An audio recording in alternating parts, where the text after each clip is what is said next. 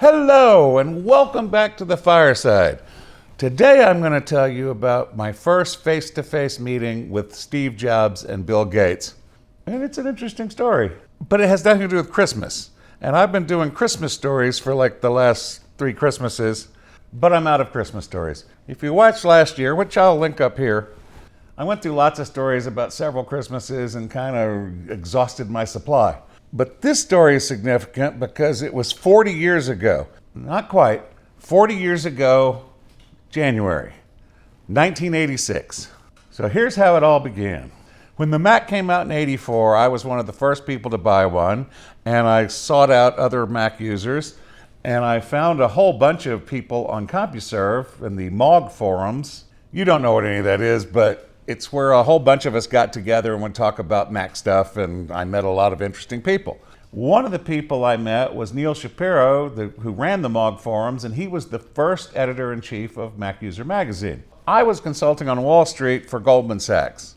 But Steve Bobker, who was also an editor at MacUser, thought I could write a business column about the business uses of the Macintosh, which I did. It was called The Pinstripe Mac. So now we get to the end of 1985, and every year in San Francisco, Macworld magazine ran what was called Macworld Expo. And it was the gathering of all the clans, and everyone came from all over the country and all over the world to talk about Mac and see new products. And it was a fabulous show. It was like CES, but just for Macintosh stuff. But Macworld was our enemy at MacUser because we were the other Mac magazine. So for Macworld Expo 1986, we decided to have a big event at the Macworld Expo, the Editor's Choice Awards, the Eddy Awards.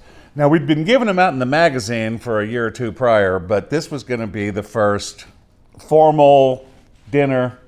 It was like the Golden Globes. It was in a ballroom at the Fairmont Hotel, and there were tables, and different companies had different tables. Microsoft had a table that Bill Gates was sitting at. I'll get back to that later. And there was food and drinks, and it, like I said, it was like the Golden Globes.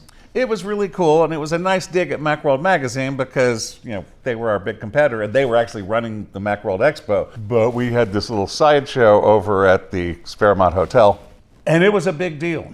We got Jean-Louis Gassee, who at the time was the head of the Macintosh division at Apple, to be our master of ceremonies. It was a great get. Now remember, this is after Steve Jobs had been forced out in '85 by John Scully, so he was off doing next, but we'll get back to him. Our publisher at the time, Felix, one of the only billionaires I've ever known who liked me, he got up and gave like the keynote address at this dinner. Well, he'd been drinking a bit. Felix liked to imbibe, as did we all. So he was a little tipsy, and he went off on this rant about Microsoft. And he was carrying on about Microsoft and how they'd never bought any pages in our magazine. They'd never placed any ads, and they were all pieces of crap. Now remember, Bill Gates is sitting at the Microsoft table about, 20 feet, 30 feet from this, and was just turning bright red. He was so mad. The irony was that Felix didn't know earlier that day, Microsoft had signed a giant contract to buy a whole bunch of ad pages in our magazine for months and months to come. So everything Felix was saying wasn't true anymore. But he didn't know that, and he just kept going off, and it was a horrible rant. Bill Gates got up and stormed out. He got up and left the table, left the ballroom, not to be seen again by anyone there. I saw him later, and that's going to be the story. So Jean-Louis Gassee comes up after this to be the master of ceremonies and is kind of nonplussed by all this rant. And he says one of the funniest things I've ever heard, and apparently other people have heard him say this, but he looked out at us and he said, "I think I soiled my linens." He's French. It was hysterical. It brought the house down. So the ceremony goes on, and we hand out all the awards, and Microsoft won an award, which is why Bill Gates was there to accept it. But of course, the product manager came up and got it instead, since he had stormed out after Felix called him bad names. So after the ceremony, Steve Bobker and I, the editor, I don't think he was editor-in-chief yet. He became editor-in-chief during that year. We went down to the bar at the Fairmont Hotel, which was empty, except for one table. There was one table in the far corner away from the bar where sat Bill Gates, Steve Jobs, and Heidi Roizen. Heidi was the CEO of a company called TeamMaker. They did clip art and other software for the Mac. She later went on to be on the board of directors at Google, so she was kind of a big deal in the industry. And a lovely person, by the way, as you'll learn from this story, partly. So Steve and I walk into the bar and see them way over in the corner. So we go to the far opposite corner and get a table right next to the bar so that we're pretty much as far away from them as we can be. And we're sitting there drinking and chatting and talking about Felix Dennis. Oh my God, Felix. I could make a whole video with stories about Felix Dennis. He was just an amazing guy. May he rest in peace. But anyway, so we're sitting there, and all of a sudden, Heidi gets up from that table over there and comes running over to our table and like jumps into Steve Bobker's lap, flirting a little bit.